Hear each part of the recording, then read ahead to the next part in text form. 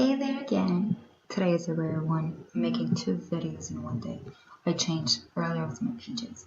So anyways, I wanted to talk about the myth about how sometimes I read online a lot of stuff and I want to believe everything I read. But there's some stories that are debunked, and this is what I've learned. It doesn't mean you need to believe everything I say because you gotta do your own research. But this is what I've learned on my own time. This is because there's some research I did on some stuff I believe. Doesn't mean you believe in that, but I did. I once believed that you needed to orgasm to help trying to conceive. And after a while, I was pretty shy to ask the right questions, because you don't want to ask your doctor about your sex life and you don't want to sound stupid and all. So I was way too shy to ask. So I went online and I did a few research, and it is a myth. It's not true.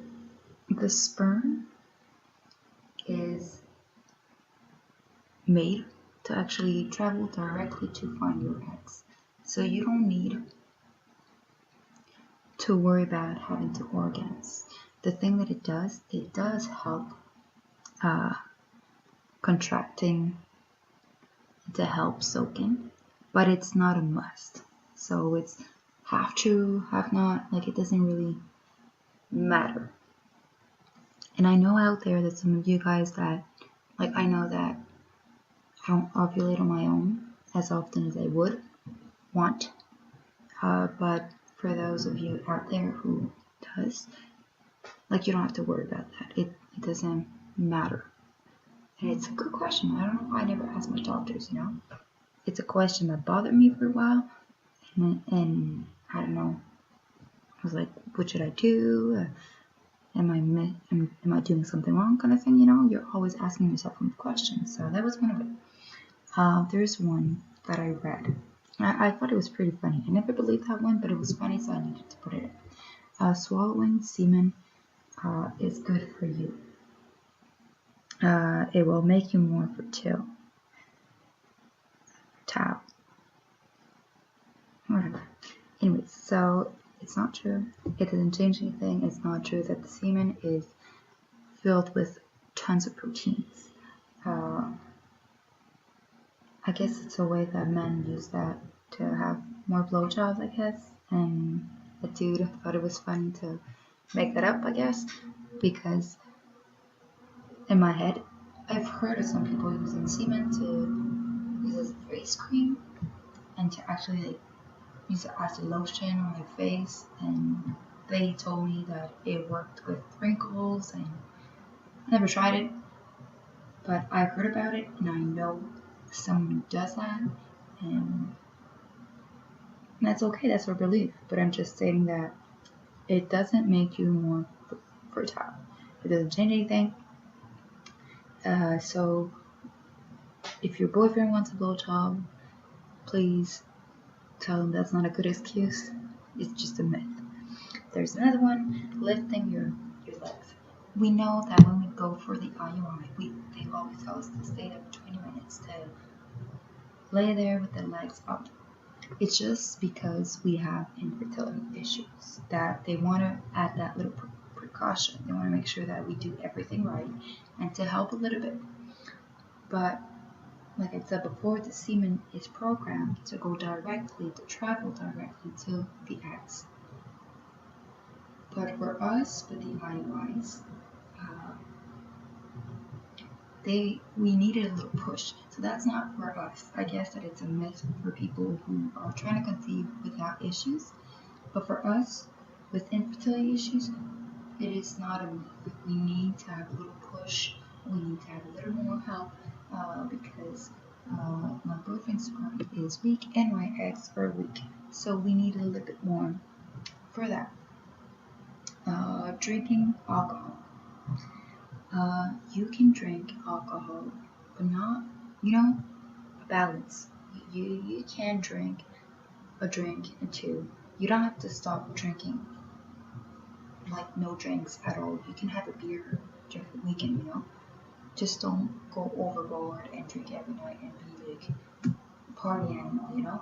You gotta just use your logic on that. You gotta make sure that you can drink. You don't have to tell yourself, oh my gosh, I can't drink at all because I'm trying to conceive. It's okay if you want to have a drink here and there. You just need to make sure that you're not taking too much, you know. You gotta have a safe in between too much and not enough. You can enjoy one night with your friends and have a drink. It's okay. And if you do, you're not gonna have that question about, oh, you're pregnant. That's why you're not drinking, you know. And I know we all get that question. I got it so often because I didn't drink. I thought it was good. Anyways, I'm taking morphine, so for me it doesn't change anything really. I can't really drink with morphine, so it's mostly because of that I don't drink.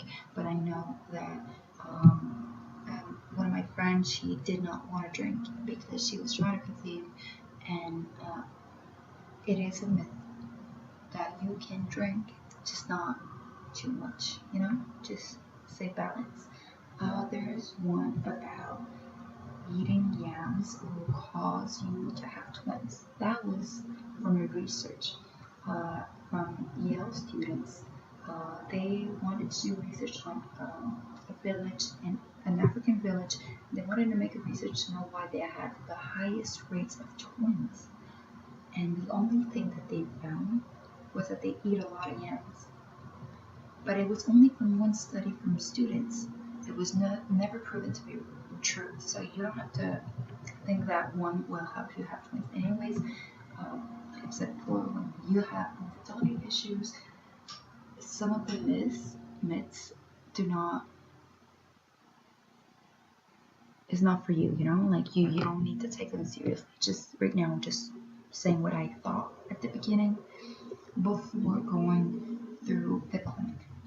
And that was some stuff that I did believe, and to the opposite of a lot of people, I do not want to have twins. Well, I did not want to have twins. Now, actually, I would want to have twins, so that I would have to go through this process again because I want a big family, and I don't want to go through that more than once. You know, this journey, this struggle is so hard. I don't want to go through that again. So what I'm going to do is I'm going to hope and pray that we're going to have twins, so that way it is a done deal. I wish I could have 4 kids, but I know that the reality for me is not 4 kids. It is 1, maybe 2. Let's hope and pray. And the last one that I hear often, and it's very annoying for me, if you just adopt, you'll get pregnant. That is a coincidence, because a few rare couples got pregnant after adopting a baby. It doesn't mean it is a proven study or it is something that happens every time. You know, you gotta be realistic. If it happened like 3 times, and you stick on those stories, oh, it happened to me, but it's always the same people that tells you the same story. Eventually, you can't really tell yourself that it is worldwide studies, you know. It is rare. It is a coincidence. It doesn't have anything with the adoption. It's mostly just it happened. Just like some people, when they don't try as much, they have a baby miracle. It doesn't mean it will happen to you. It's good that it happened to them. We hope that it's going to happen to us. But it doesn't mean that we like to hear from other people that this is the reason why we're not getting pregnant. Because we either have to adopt or either have to stop trying. And that way we will for sure get pregnant. No, that's not how it works. It is something that is a clinical condition, disease, so it doesn't work the same way. We need to take care of our body to make sure that we're healthy and to make sure that we listen to our doctors and we do our own research, and then eventually we will be pregnant, because I am not ready to accept that this is going to be a childless home. and I'm sure you're not ready for that too. And yeah, so that's pretty much it for today. I'm not gonna make another video because I gotta leave soon for family. And it's the weekend, so I'm not gonna make a video at the end of the weekend. I'm gonna wish you a good weekend. Enjoy it. I'm gonna try to enjoy the winter, and you enjoy whatever you are at in baby dust.